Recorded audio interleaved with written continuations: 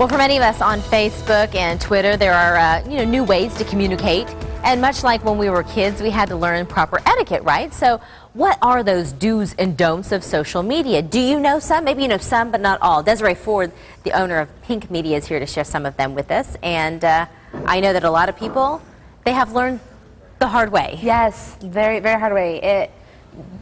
Being too open on Facebook is wonderful when you're communicating with your friends, but there's always these things you have to remember, like you never know who's going to see it. I always like to say what happens on the internet stays on the internet forever. Forever, right? Forever. It never goes away. It just is one big archive. So there's a couple of things that you want to do to make sure that you have a couple etiquette. Pretty. I like that profile picture. And that's actually my first, it's my #1, I think, Facebook rant in general is profile pictures. I use Facebook a lot for business, obviously, and I know a lot of other people do too, especially here in Phoenix. And it's really frustrating when you're trying to find someone or network with someone and know who they are, and they have a picture of their kids on their picture, or I'm totally guilty of that, or their dog, or my favorite is a picture of them from high school, and it's like 20 or 30 years old. Okay. So there's a lot of transformation that happens. My #1 suggestion for Facebook profile pictures and Twitter and other places is make sure your picture is current within the last year. Okay. Now we can forgive hair color changes and a couple wrinkles or things like that. But we cannot forgive the kids. No kids. No, it is, and it's great to have pictures of you and your kids or you and your pet, but you got to be in that picture with them. Okay. So if you're using it for the networking. Exactly. Okay. So, and I know that a lot of other things people tend to worry about is, who should I be friends with on Facebook? Again, people who use Facebook a lot for business have all these opportunities where people just come at them a lot. And who do you be friends with? I say you should ask yourself 2 very important questions. Do you care what they have to say about their life? And will they care about what you have to say about your life?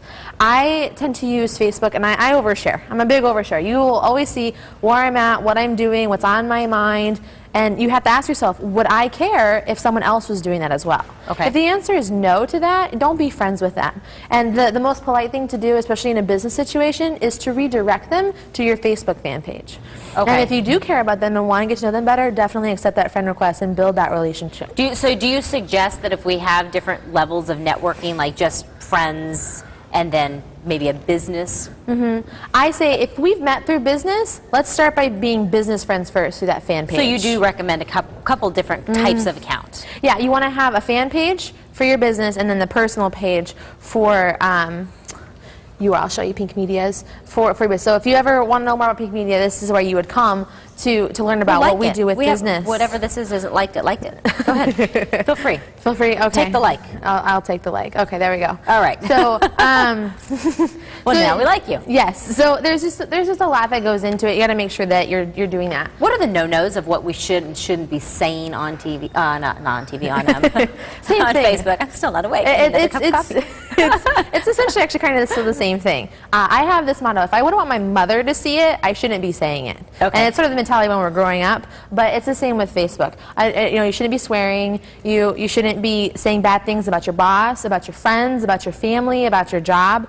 I know that it's. What about politics? Because we're about to enter a season of politics, and I think that fires people up. I think in your friend situation, when you're communicating with people where it's like kind of no harm, no foul, you can talk about religion and politics and things like that because those people know who you are and what you're about. And it's a way to share and things like that. But again, don't be rude, don't be aggressive, and definitely no swearing. So it's just kind of keep it friendly, keep it sort of PG-PC because, again, you never know who's going to be on there because it will be there forever. Let me tell you something that bothers me. I've had a lot of people put like pictures from high school, not so flattering pictures even. I mean, there probably are at least like 3 out there from high school, and they'll tag me. Is that okay? Is that you just need to kind of like roll with it, or is that like what's the etiquette on tagging? It's a little bit of a sensitive subject, and actually this is a big problem in Facebook, especially in the networking world. I don't know about you, but people will take pictures at events and things, and I'll be like this.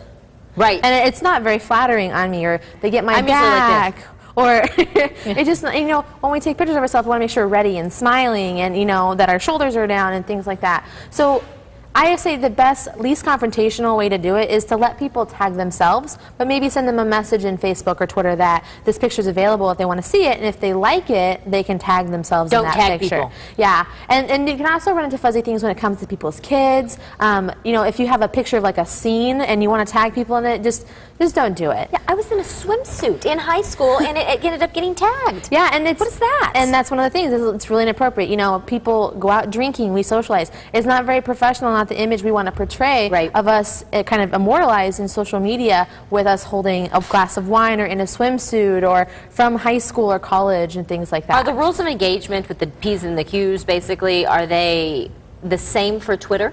Yeah, this is kind of across the board. Twitter, you just have fewer characters, and they're more forgiving on your spelling.